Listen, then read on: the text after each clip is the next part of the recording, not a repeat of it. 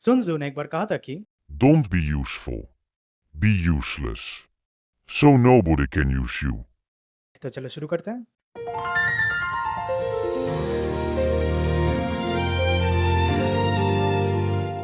तो चलो एक सीरीज लेते हैं, 2 + 4 + 8 + 16 एंड सो ऑन।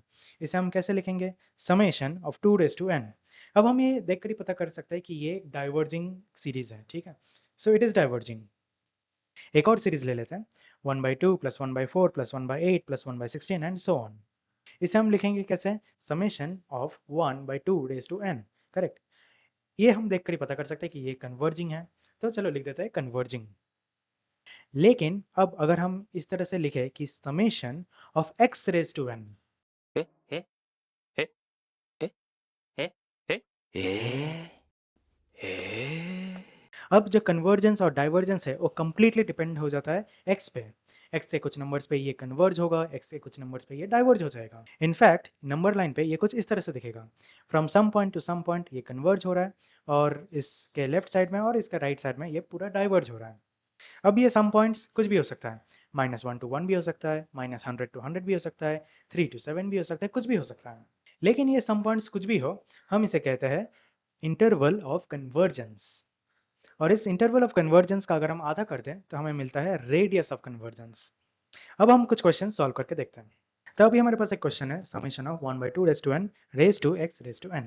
अब इस प्रकार के क्वेश्चन सॉल्व करने से पहले हमें एक फॉर्मूला देखना पड़ेगा। फॉर्मूला ये है कि 1/r is equals to limit of n tends to infinity a n, mod तो लगाना ही पड़ेगा, रेज़ टू 1/n, ठीक है? ये है एक फॉर्मूला। ऐसा और एक फॉर्मूला है, इन दोनों फॉर्मूला के सहारे हम ऐसे इस प्रकार के इंटरवल ढूँढने के क्वेश्चन सॉल्व कर सकते हैं, ठीक है? तो पहले ये एक फॉर्मूला हम यूज़ करते हैं। सो इस फॉर्मूला के हिसाब से हम अगर यूज़ करें तो क्या होगा? पहले हमें ए एन जो है, ठीक है? ए एन इसे हमें आइडेंटिफ़ाई करना पड़ेगा, और ए एन आइडेंटिफ़ाई करने के लिए सिर्फ़ और सिर्फ़ एक्स और रेज़ टू एन छोड़ के, याद रखो एक्स रेज़ टू एन छोड़ के जो कुछ भी है वो सब लिख दो। So x raise to n अगर मैंने छोड़ दिया तो क्या आ जाएगा? 1/2 raise to n, 1/2 raise to n, बस ए एन हमने ढूँढ लिया। अब तो very simple, limit of n tends to infinity 1/2 raise to n, ठीक है? रेज़ टू 1/n हो जाएगा, ठीक है? Raise to 1/n। अब यहाँ पर क्या होगा? यहाँ पर ये तो बहुत ही सिंपल है, ठीक है? अब मैं इसे डायरेक्टली सॉल्व कर देता हूँ। देखो 1/n है और n है, ठीक है? इसे अगर मैं अच्छे से दिखाऊँ, टेंड्स टू इन्फिनिटी 1/2 n/n हो जाएगा, करेक्ट? ऐसा ही है ना? ये 1 रेज़ टू कुछ भी हो, कोई फ़र्क नहीं पड़ता, बट 2 रेज़ टू n है और मल्टीप्लाइड बाय 1/n हो जाएगा, तो क्या होगा वो? n/n हो जाएगा। सो फाइनली हमारे पास जो आंसर आएगा वो है 1/2, ठीक है? So 1/r, so therefore 1/r is equals to 1/2। अब ठीक है, अब अच्छे से देखो, इस केस में, ठीक है, इस केस में जो इंटरवल है, ठीक है, जो यहाँ पर इंटरवल है, interval that is -r to r, ठीक है, this is the interval. So therefore यहाँ पर क्या आएगा? r इज इक्वल्स टू 2 हो जाएगा, r equal to 2, so -2 to 2, this is the interval, ठीक है? याद रखना, रेडियस ऑफ r क्या है? r क्या है? रेडियस ऑफ कन्वर्जेंस है। सो r इक्वल टू 2 तो आ गया, रेडियस भी मिल गया, इंटरवल भी हमें मिल गया। ऑलराइट, एक चीज़ याद रखना, हमेशा राउंड ब्रैकेट्स लगाना है, कभी भी स्क्वायर ब्रैकेट्स लगाना ही नहीं है, और गलत हो जाता है।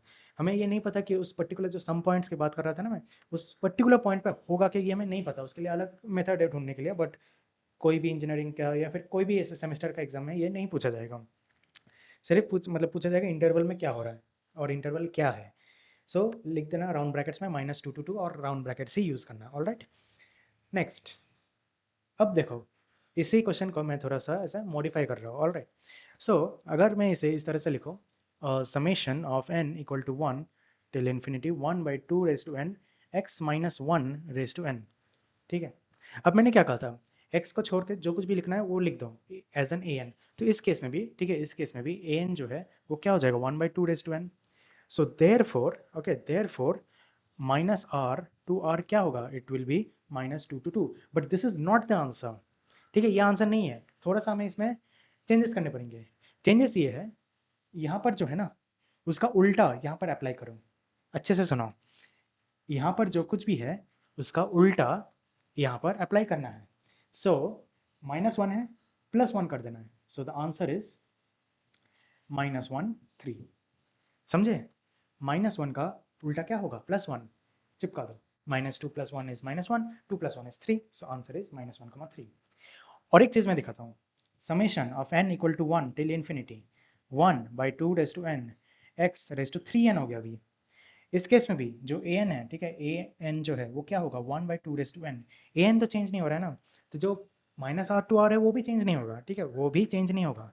बट अब देखो क्या होगा इस केस में, -r2r क्या है, it will be of course -2, 2, but now the actual answer, ठीक है, actual answer is -2 raise to 1/3, ठीक है। मैंने क्या कहा था, इधर जो कुछ भी है उसका उल्टा यहाँ पर कर दो, तो -1 था +1 कर दिया, यहाँ पे रेज टू 3 है तो यहाँ पे रेज टू 1/3 कर दिया आपने।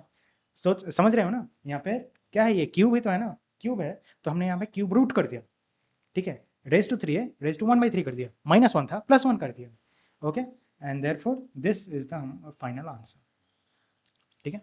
ये है हमारा इंटरवल ऑफ कन्वर्जेंस। ऑलराइट, एक और क्वेश्चन देख लेते हैं। सो ये हमारा नेक्स्ट क्वेश्चन है, 2n raise to n multiplied by 5 raise to n और साइड में x रेज टू n।